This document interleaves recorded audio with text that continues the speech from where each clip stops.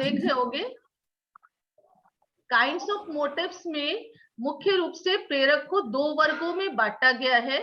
पहला जो है हमारा बायोजेनिक मोटिव और दूसरा है हमारा सोशियोजेनिक मोटिव। ठीक है ना, आप स्क्रीन पे देख रहे होगे।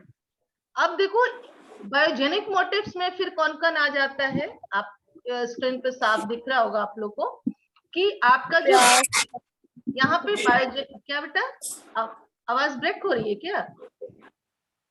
No ma'am.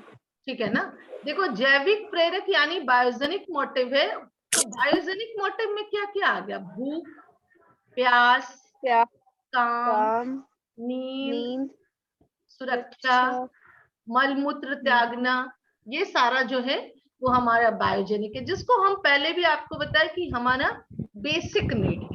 इसके बगैर हम लोग सरवाइव नहीं कर सकते। हम लोग को सरवाइव करने के लिए, जिंदा रहने के लिए क्या ये सारे मोटिव्स बहुत जरूरी है। कौन कौन सा है? भूख, खाना अगर नहीं खाएंगे तो हम जिंदा नहीं रह सकते। पानी नहीं पिएंगे तो भी जिंदा नहीं रह सकते। काम यानी सेक्स है, सेक्स भी बहुत जरूरी है लाइफ के लिए। वैसे ही नींद है, अगर आप नहीं सोगे तो फिर वो भी बहुत खराब, मतलब मुश्किल हो जाएगा। फिर हम लोग शायद अगर नींद नहीं लेंगे बहुत दिनों तक तो वो भी हमारे जीवन जिंदा रहने के लिए बड़ा मुश्किल हो जाएगा, है ना। उसी तरह सुरक्षा, सुरक्षा भी बहुत बेसिक नीड है हमारा। कोई आके मार देगा, अगर हम जंगल में रहते कोई शेर आके खा जाएगा तो हम जिंदा नहीं रह सकेंगे। तो ये सब हमारा सर्वाइवल है। मलमूत्र त्यागना, है ना, जो यूरिनेशन है या फिर ये सब चीजें, वो सब हमारा जो है ये सब जो चीजें हैं वो हमारी बेसिक नीड है, जो हमको सरवाइव करने के लिए जरूरी है, यानी जिंदा रहने के लिए इन चीजों की आवश्यकता है।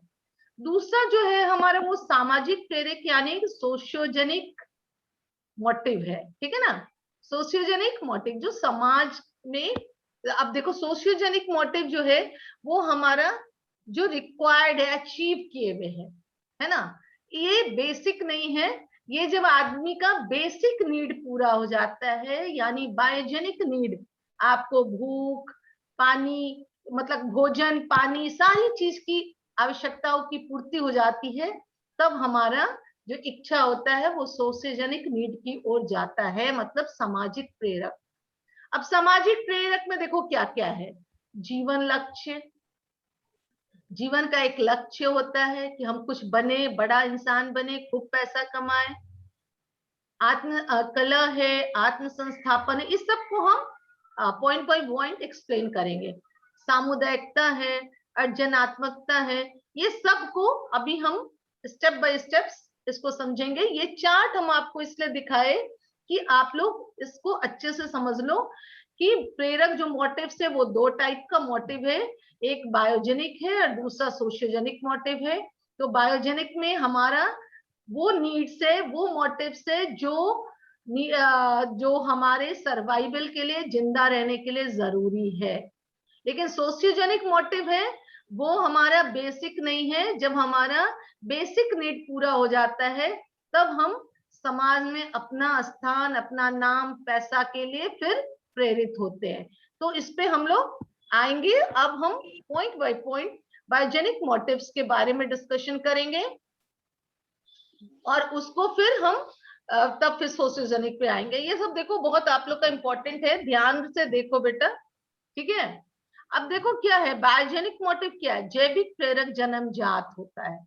एक तो बायोजेनिक मोटिव जो है भूख है, प्यास है ना, सेक्स है, या फिर जो मलमूत्र त्यागने का है, ये सब क्या है हमारा बाय बर्थ है ना। ये हम एक्वायर्ड नहीं करते, इन मोटिव्स को हम एक्वायर्ड नहीं, बच्चा जन्म लेता है और उनमें इन चीजों की जरूरत पड़ने लगती है ना।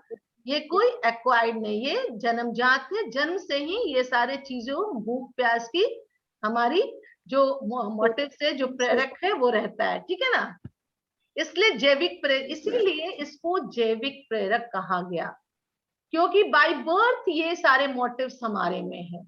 एक बच्चा जन्म लेता है, उसको कुछ भी ज्ञान नहीं होता, लेकिन उसको भूख, पानी का, भोजन का, ये सब की जरूरतें उसी समय से पड़ने लगता है ना। जैसे ही बच्चा पैदा होता है देखते हो, दूध पीने के लिए, है ना, ये सारी की जरूरत है। आप साइकोसेक्सुअल डेवलपमेंट पढ़ोगे तो आप देखोगे कि एक छोटा बच्चा जन्म से अंगूठा चूसता है या मदर फीड होता है करता है, उसके पीछे उसका सेक्सुअल सेटिस्फेक्शन होता है, ठीक है ना। तो अब देखो कि एक बच्चा पैदा होने के बाद उसको भोजन की भी जरूरत पड़ती है, वो माँ के गोद में अपने को सुरक्षित फील करता है। तो देखो ऐसे लोगों की गोद में जाना चाहेगा जहां लगेगा वो सेफ है। आप देखते हो बच्चे हर की गोद में नहीं जाएगी, जो बहुत उसको प्यार और सुरक्षा देगा उसके गोद में बच्चे जाते हैं। तो ये सब हमारा जो मोटिव्स है वो क्या है, बाय बर्थ है। बच्चा जन्म लेते ये सब लेके आता है, भूख जन्म लेता है, भूख प्यास मल मूत्र सब जन्म से ही है। इसीलिए बायोजेनिक मोटिव को हम लोग जन्मजात बोलते हैं, ठीक है ना। क्लियर हो गया? हाँ या ना बेटा, बताना कि क्लियर हुआ। Yes ma'am. Yes ma'am. हाँ, क्योंकि बाबू नहीं समझ में आएगा तो फिर आगे प्रॉब्लम्स होगी आप लोग को, ठीक है ना। Yes ma'am. तो यहाँ पे हम लोग क्या बोले कि जैविक प्रेरक, है ना, जीवन को कायम रखने के लिए जैविक प्रेरक अनिवार्य है। मतलब जिंदा रहने के लिए जो बायोजेनिक मोटिव है ये अनिवार्य है, ठीक है। भोजन पानी आदि के बिना व्यक्ति जीवित रहना नहीं रह सकता, है ना। इसलिए जैविक प्रेरक को, इसीलिए आप याद रखिएगा कि जो हमारा बायोजेनिक मोटिव है उसको हम साइकोलॉजिकल मोटिव भी कहते हैं, ठीक है ना।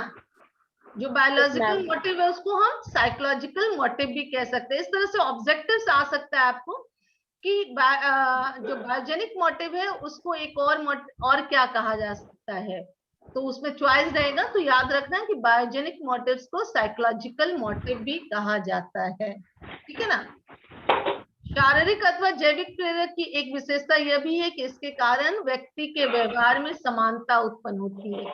अब देखो जो बायोजेनिक मोटिव है ना, जो जैविक प्रेरक है वो एक ऐसा प्रेरक है जो हर व्यक्ति में समान रूप से है, या भूख प्यास हर बच्चे में पाया जाता है। ये नहीं है कि आज हमको भूख की जरूरत है तो दूसरे को नहीं है, सब में समानता है, समान रूप से सब में वो बायोजेनिक मोटिव पाया जाता है ना। भूख की हालत में सभी व्यक्ति मानसिक तनाव महसूस करते हैं। अब जब भूख रहेगा तो सबको मानसिक तनाव होता है। भूखे आप फास्टिंग करते हो तो बड़ा सिर विर में दर्द होता है कि नहीं, लगता है ना कि कब कुछ मिले और खा ले हम, है ना। तो ये हमारा जो हर व्यक्ति में समान रूप से इस तरह के मोटिव्स जो है